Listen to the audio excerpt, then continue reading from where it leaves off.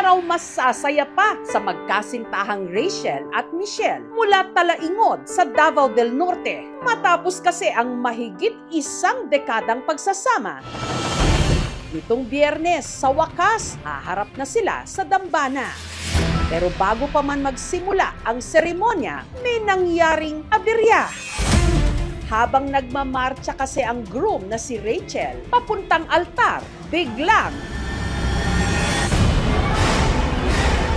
lumindol.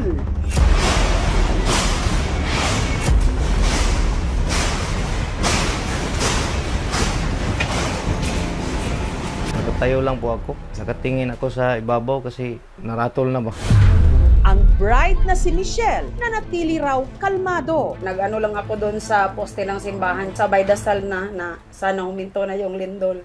Habang ang mga bisita nagtakbuhan palabas ng simbahan. Mga bata! Mga bata! Baba lang! Baba lang! Baba!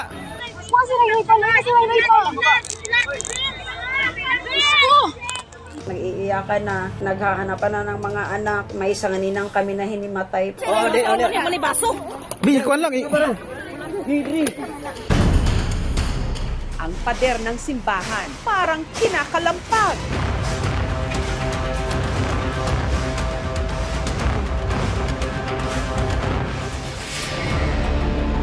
Ang hindi kasi nila inasahan sa araw ng kanilang pag-iisang dibdib, sakto ring araw at oras kung kailan lilindulin ng magnitude 7.4 ang Davao.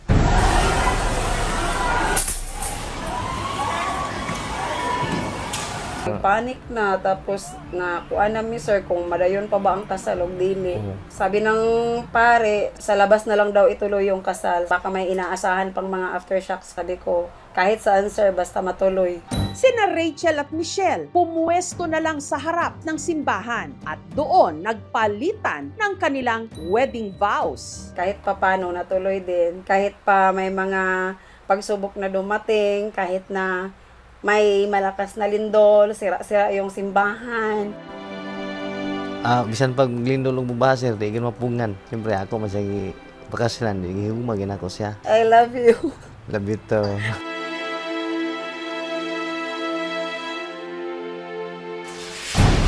Sa mga karatig bayan naman, parang katapusan na ng mundo.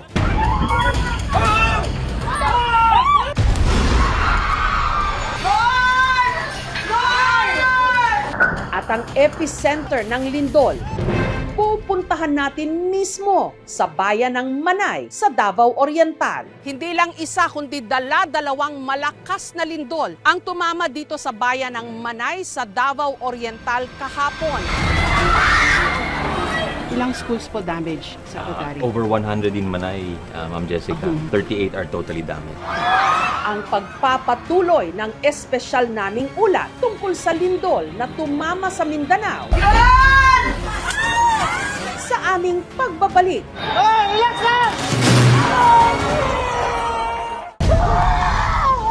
Hindi pa man tuluyang nakababangon ang ating mga kababayan sa pagtama ng magnitude 6.9 na lindol sa Northern Cebu noon lamang nakaraang linggo.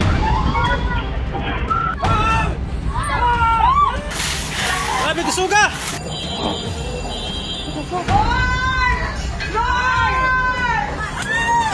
Isa na namang malakas na lindol ang naminsala. Sa pagkakataong ito, sa Davao Region naman sa Mindanao. At mas malakas pa ito, magnitude 7.4.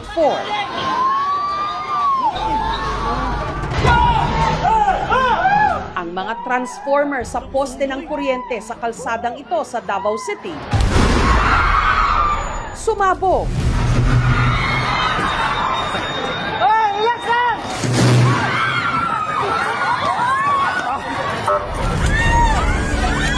Ang mga paninda sa palengking ito parang winawasiwas.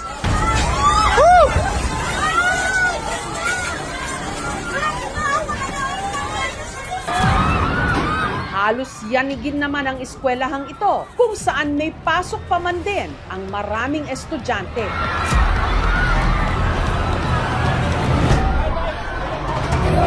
Sa Tagum City sa Davao del Norte, na videohang pagewang-gewang ang flyover.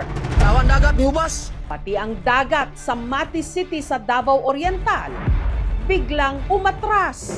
Ang Office of the Civil Defense agad nag-issue ng tsunami alert. Oh, nimbalik ng dagat, nimbalik na. Mabuti na lang at hindi naging ganon kamapaminsala ang pagbalik ng tubig. Gumgusugol! Ang lakas ng lindol, ramdam din sa ilang karatig rehiyon. Gaya sa San Miguel sa Surigao del Sur, sa Caraga Region, kung saan may mga nawasak na mga bahay. Nagkabitak-bitak din ang kalsada. Lord, ako mga anak, Lord! Ang mall na ito sa Butuan City. Jesus, God, Lord! Unti-unting pumakalas ang ilang mga bahagi. Lord ka, Lord!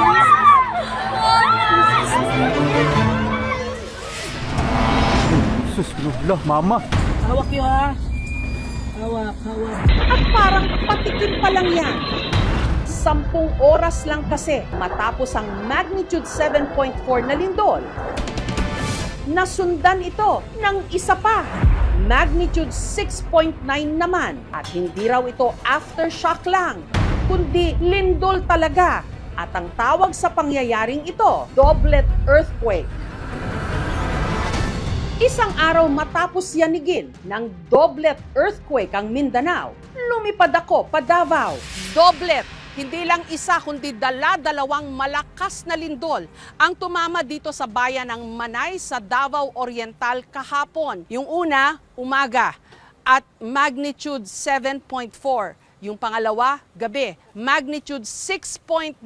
Pero ang nakapagtataka rito, konti lang yung nakikitang damage, at least dito sa munisipyo. Sabi ng mga taga rito dahil daw hindi pa masyadong commercialized yung kanilang bayan at kukonti pa lang yung mga matataas na istruktura.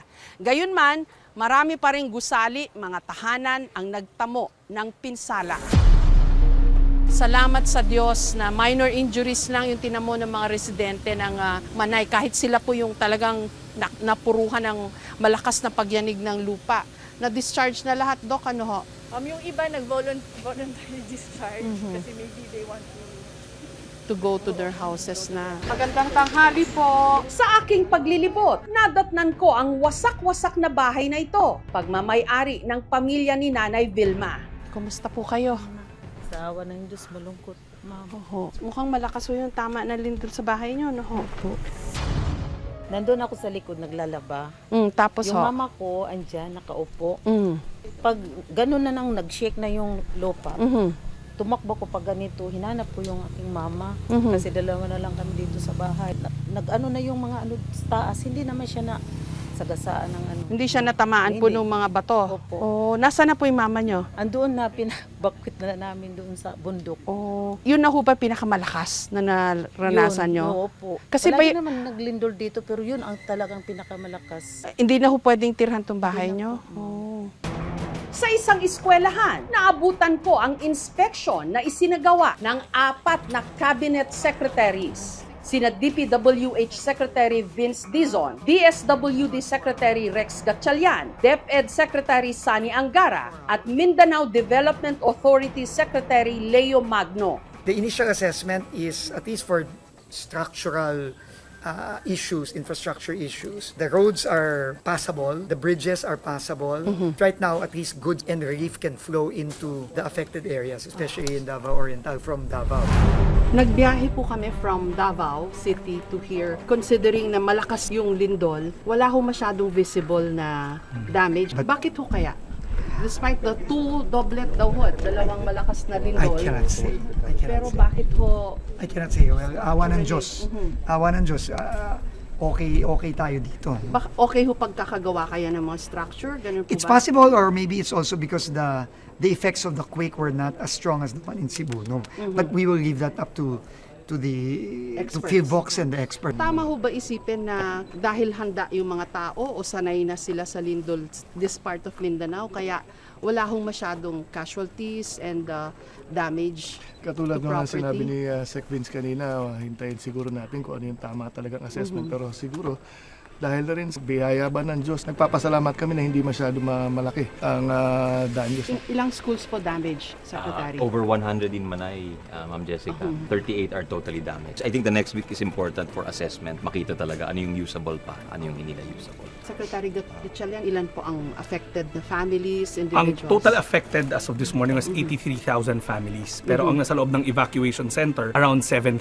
Pero the numbers are moving kasi may iba lumalabas, umuwi na sa mga tahanan nila. May mga bahay na nasira, pero they were really preemptively evacuated. We have around 100,000 family food packs. Kahapon dinidistribute na yon, and then ngayon tuloy-tuloy pa rin yun.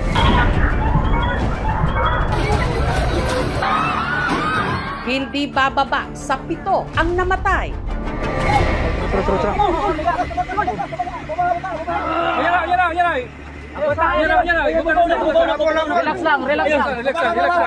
Kabilang na ang 3 mga minero mula Sitio Gumayan, Barangay Kingking sa Pantukan, Davao de Oro na ayon sa ulat na tabunan habang nasa minahan na landslide.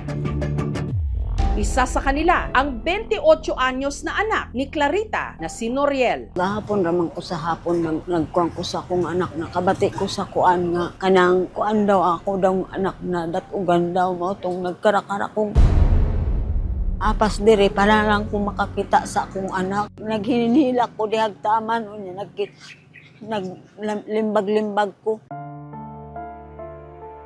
Nang mapinanggaon yun na siya sa ginikanan mo nang dili ko makadawat nga makuhaon na sa Ginoo sa kuha. Sakit yun, ma'am.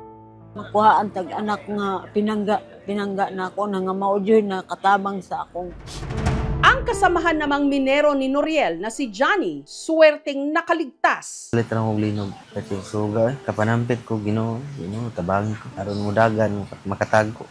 Sos, ito nung sa gitaguan, nag-wardown na nalubong ulo na ko nabilin. Risky ko, kalot, ito na ko nakamata. Salamat po sa ginoo. Gitagab ako kinabuhi. Secretary Dizon, okay pa ho ba kayo? Sunod-sunod ho ito mga linggo. Nag-uusap nga ho kami tatlo parang never na ho kami nasa opisina ngayon. Lagi na kami. Kasi sunod-sunod. Pero tuloy-tuloy lang ho tayo. Anong tingin It's niyo part po? of the job naman Hindi po. tayo tinatantana ng mga sakuna. Well, Aside from man-made. ganun po tayo. May man-made, Calamities, may natural. Pero we have to be very fast in the response. Grabe, linaw! Baba! Anong leksyon para sa ating mga kababayan? Kasi alam na natin, we're in the Pacific Ring of Fire, expect natin itong mga ganito, pero napaka-unusual po nitong September and October natin. Kailangan nga po laging handa talaga, no? From the local governments to the provinces and also yung mga kababayan natin. Kailangan handa kasi anytime. Malaking bagay yung kooperasyon ng mga mamamayan sa kanilang local government units. Pag sinabing lumikas, likas tayo.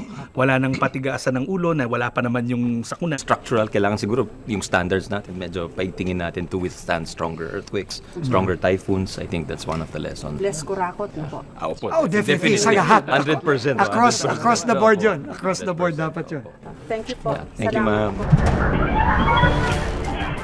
Ngayong sunod-sunod ang mga kalamidad sa ating bansa. Lalo pang dapat pag-usapan ang ating paghahanda at kaligtasan. Pati na ng mga itinatayong istruktura. Lalo pat halos araw-araw, may mga lindol na nangyayari sa ating bansa. At sa parte ng ating mundo o ang tinatawag na Pacific Ring of Fire, hanggang ngayon, wala pang makapagsasabi kung kailan tatama ang mga lindol. Kaya ang tangi lang nating pwedeng magawa, maghanda.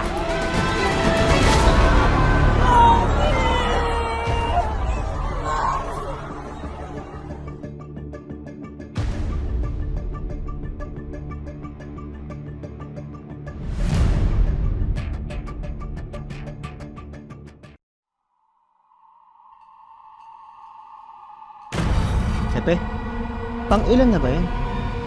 Patay ang kinakain. Buhay naman tayong lahat. Kapag kinakabahan.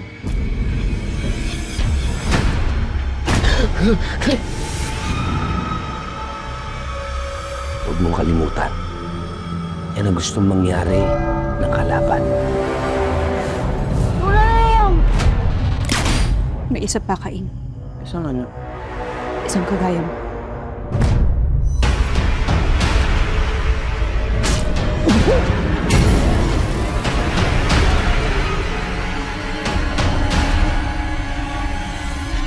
Kapag nagpapakita daw si Pochong, may mamamatay. In the name of our Lord Jesus Christ. Stay away from the people of God! May nakita talaga ang verbal ang hipid. Mata ng pusa tapos takpak ng paniki. Puti tapos mahaba ng pupong. Let us pray!